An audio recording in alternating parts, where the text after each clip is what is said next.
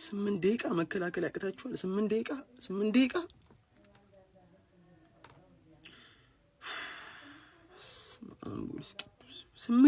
ስምንት ደቂቃ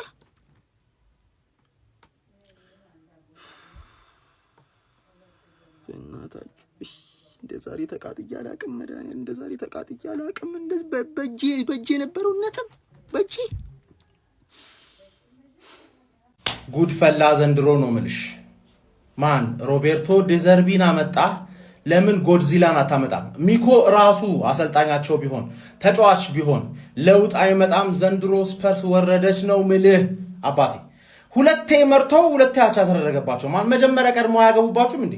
እንደዚህ ቀላል ከሆናችሁ አሳሳቢ ደረጃ ላይ ነሽ። ማን ሊድስ ዛሬም አሸንፎ ጥሶሽ ሄዷል። በቃ 8 ነጥብ ነው ሊድስ።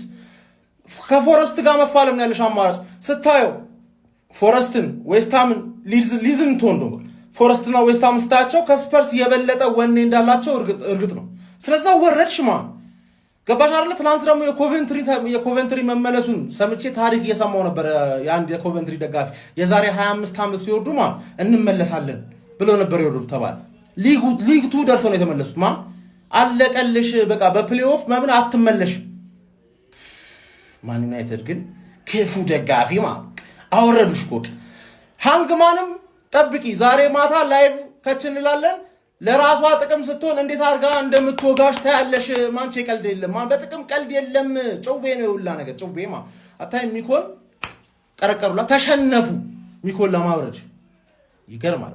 ወይኔ ቶትናም ጀማው ዛሬ ዣቪ ሲሞን አንጀቴን በላኝ። ጀማው አንጀቴን በላኝ ራሱ ሚሉ አይገልጸውም። አንተ እንደዛ አይነት የሚያምር ጎል አግብቶ ጀማው ልብሱን አውልቆ ጨፍሮ ጎሉ ሁለተኛውን ጎል አንዳቻ ነበሩ 2-1 ያደረጉበት ጎል እንዴት አባቱ እንደሚያምር ጀማውና ያንን አግብቶ ማሊያውን አውልቆ ነው የጨፈረው ማለት አውልቆ ጨፈረ። ግን ምን ያደርጋል? አየ በስንተኛው ደቂቃ እንዳገቡበት 90 ሲደመር 8 ደቂቃ ተጨምሮ ማለት ነው። እድለቢስ ቡድን ነው ቶትናም ዛሬ። የቶትናም ስቴዲየም እኮ ጀማአው ይንቀለቀል ነበር። ቶን ሰዓት ነበር የሚተፋ የነበረው። ድገፋቸው እጅግ ይለይ ነበር። ጀማአው በጣም በልዩ ሁኔታ ተዘጋጅቶ እንደመጡ ያስታውቃሉ። ተጫዋቾቹም ያላቸውን አውጥተው ለመስጠት ከሚገባው በላይ ጥሯሉ፣ ሞክሯሉ። ግን በቃ የሜንታሊቲ ጉዳይ ነው አለ አሰልጣኛቸው ራሱ። ዘና አያችሁት አይደለ? በቃ ጎሉ ከተቆጠረ በኋላ እዚች ጋር ነው ችግር ያለው እንጂ ይሄ ቲም ጨዋታውን አሸንፎ ለማውጣት ምንም የሚጎለው ነገር አልነበረ። በሜዳ ላይ ብቃት የሚል አይነት እይታ ሲያይ ተመለከትኩት። ለማንኛውም ግን ቶትንሃም እኔ ዘንድሮ የመጥረፍሽ ነገር አሳሳቢ ነው። የምሬን ነው ማለት በቃ ሚኮ ስፐርስ ሻምፒዮንሺፕ ሄዱ አደጋግፉ መለማመድ አለበት መሰለኝ። እኔ ቢተርፍ ደስ ነው የሚለኝ፣ ቶትንሃም ባይተርፍም ደስ ነው የሚለኝ። ስንዶማ ያገባኝ ምን አገባኝ እኔ ብቻ። ግን ምርጥ ጨዋታ አየን ከብራይተን ጋር 2-1 አጠናቋሉ። እሱ ልንገራችሁ ቢሲ አሎ አረ እናንተ ደግሞ ከፋኩ ስለ ምንም ነው እንዴ መከላከል ማችሁት? ማንዬ አልቋል እኮ ዝም ብላችሁ ጎል ውስጥ ራሱ ብቆሙ አይገባ እንዴ ተደረድራችሁ ላስ አንድ ማለት ምንድ 2 ምናምን ደቂቃ ማትከላከሉም በቃ ምንም ወፍ አረ ባካችሁ ሚኮ በቃ አጣ ነው አልፎላችሁ 3 ነጥብ ከሪሊጌት ወጣው ማለት ነው። እዛው ተመለሱ። የዛሬው እድል ማለት ነው። አረ ተው እኔም አይ ሚኮ አረ በስመ አብ ሊያለቅስ ነው። ስፐርስ ቤት ምንድነው እየተፈጠረ ያለው ግን ጋይስ? እንዴ እኔ በቃ ስፐርስ 2-1 እየመራ ብራይተን በነበረበት ሰዓት ላይ በፕሪሚየር ሊግ የመቆየት ተስፋ አላቸው ብዬ ተደስቼ ሳላበቃ ደስታዬ ላይ ብራይተኖች ውሃን የቸለሱበት።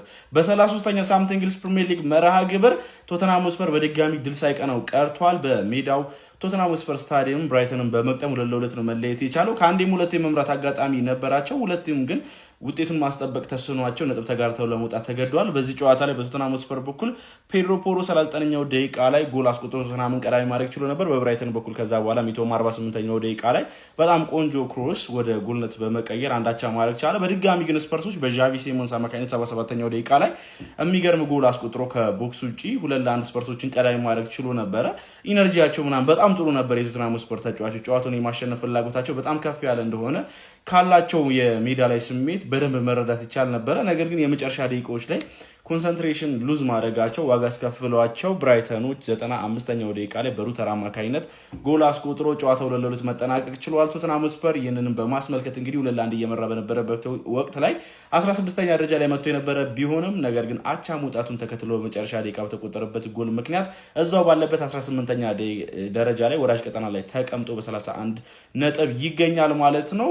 ቀሪ ጨዋታ እንግዲህ እነ ዌስትሃም እንዲሁም ደግሞ ኖቲንግሃም ፎረስቶች የሚኖራቸው ይሆናል ማለት ነው።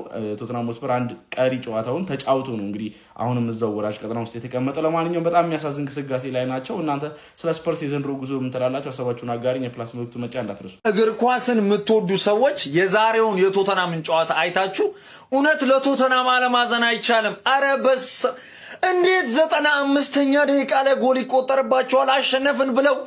ወይኔ ዣቪ ሲሞንስ ራሱ እንዴት ነው ያሳዘነኝ። እግዚአብሔርን ነው የምላችሁ። ደጋፊ እንዲህ ጭንቅላቱን ይዞ እሱ ራሱ ዲዘርቢ ራሱ አሳዘነኝ በእውነት። በቃ ሜንታሊቲ ተጫዋቾቹ እስከ መጨረሻ በቃ ሜንታሊታቸውን ጭምር ነው ያጡት። እንዴት ነው የሚያሳዝኑት በእናታችሁ። ሚኮስፈር ወንድሜ አይዞኝ፣ በእናትህ አይዞኝ። ወይኔ ቶተንሃም ወይኔ ባለቀ ደቂቃ 95ኛ ደቂቃ ላይ 2-1 እኮ ማሸነፍ የሚችለውን ጨዋታ እንዴት ነው የሚያስጠላው በእናታችሁ። ለማንኛውም ያው እንግዲህ ቀሪ ጨዋታዎቹ አሁንም በተወሰነ ጭላንጭል ተስፋ አለው ቶተንሃም እንግዲህ ሻምፒዮንሺፕ ላለመውረድ ማለት ነው። ቀጣይ ጨዋታዎቹን የሚያሸንፍ ከሆነ ያው እነ ማዲሰን መመለሳቸው ጥሩ ነው። ብቻ ግን እውነት ለመናገር ስም ሰባሪ ያናዳል፣ ያበሳጫል በእውነት። ወይኔ ሚኮ ጀማ፣ ወይኔ ሚኮ 94ኛው ላይ ያስከፏት። 94ኛው ላይ 2-1 እየመራች ዣቪ ሲሞን የተባለ ልጅ ምን አይነት ጎል እንዳስቆጠረ እንደነበር ልክ 94ኛው ላይ ሲያገቡ የነበራቸው ፊት ይሄ ነው። አሰልጣኙም ሲሞን ረዳንሱ የተባልክ ተከላካይ ግን ከየት ነው የመጣኸው? እንዴት ነው የታለፍከው? እኔ ሚኮ ያራዳሪ በቃ መሬማ የሚለውን ዘፈን ጋበዝኩሽ። ዘንድሮ ስደተኛ ነሽ መሬማ፣ ላንቺ ነው የሚሆነው። ሚኮ ጋበዝኩሽ። ኧረ በስመ አብ ጨዋታ እረጊ ከመጀመሪያዋ ደቂቃ ጀምሮ ማለት ነው የጋለ ጌም በቃ በስ እኔ ቶተንሃም አሳዘኑኝ። እናቴ ትሙት እንዲወርዱ በጣም ፈልግ ነበር፣ ግን ቀሉስ ቀልና የምርም ሊወርዱ ነው።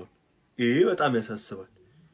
እንዲህ ሁለታቻ ከምር ነው የምላችሁ። ይሄ ጌም ያመለጣችሁ ሰዎች ዛሬ በጣም ነው የተበደላችሁት። በስመ አብ እንዴት እንደተጫወቱ ሁለቱም ቲም በቃ ልክ ኳስ ካውንተር እንኳን ሲሄዱ ማለት ነው ያኛው ቲም መልሶ እንደሚያጠቃ 100% እርግጠኛ ናችሁ። ጨዋታውን ያየ ሰው ማለት ነው።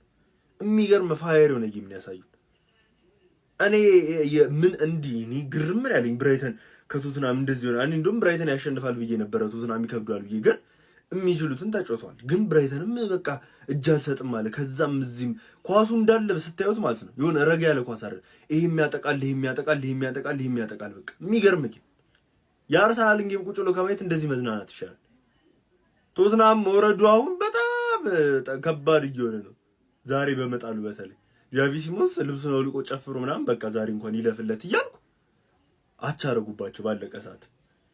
ቶተንሃም ያሳዝናል፣ ግን በጣም የሚገርም ጌም ማርያምን። ኡፍ ኩኩሻ ወረደች 95ኛው ላይ። ምን አይነት ደደብ የሆነ ተከላካይ ነው! ልትወርድ ነው እኮ አሁን በቃ ኦልሞስት ወረደ ቶተንሃም 18ኛ። አንዳንድ ቀሪ ጨዋታ እያላቸው ዌስትሃም ኖቲንግሃም። ምን አይነት ስህተት ነው በዛ ሰዓት የምትሳሳቱት? ዣቪ ሲሞን እንደዚህ አብዶ ሚኮስፐርሰን አስቡት ምን ሊሆን እንደሚችል። ቶተንሃም እያየነው መውረዱ እውን እየሆነ ነው ጋይስ። ኧረ ላሽ በትክክል መውረድ ያለበት ቲም ማለት ቶተንሃም ነው። 3 ደቂቃ ውጤት ማስጠበቅ ከ3 ደቂቃ በፊት 16ኛ ላይ ምናምን ደቅ ብላ ነበር ማለት ነው ቶተንሃም። አሁን ዘጫለችና 18 ተመልሳ ሚኮ አዝናለሁ ወርዳል። ጸዴ ትኬት ሊፈነዳ ምናምን ጫፍ የደረሰ አበላሽታ፣ ግን አሁንም ልናፈነዳ አንድ ቲም ነው የሚቀረን። ማንቺዬ እንደሚያኮራ ናቅ ነው። አንድ ጎል ምናምን ቴሌግራም ላይ ገብታችሁ ተመልከቱት ማለት ጸዴ ትኬት ነው የምናፈነደው። የፕሪሚየር ሊጉን አይታችሁታል። ፕሪሚየር ሊግ ፕሪዲክሽን የሰራ ነው ማለት ነው። እሱንም ገብታችሁ ተመልከቱት። ቴልና ይችላል ነው የምልህ። እቺን ቴሌግራም ቻናል ጠቅ አድርገህ ግባ። እናፈነዳደዋለን። ቆንጅዬ ሳንቲም ይመቻችሁ።